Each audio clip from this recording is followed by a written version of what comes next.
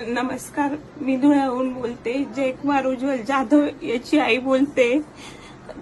जयकुमार हा 10वीचा विद्यार्थी आहे चावराचा.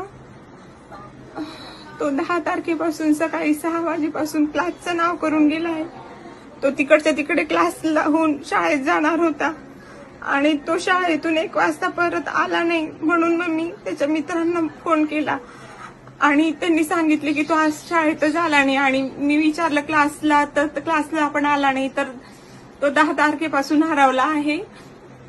जर कोणाला जयकुमार कुठे दिसलास तर माझी विनंती आहे सगळ्यांना की त्यांनी खाली दिलेल्या कॉन्टॅक्ट नंबरवरती संपर्क करा आणि माझी मदत सगळ्यांनी करा. आणि जयकुमार हा 10 तारखेपासून गेला आहे आणि तो कुठेच भेटत नाही. आज 3रा दिवस येऊन गेला.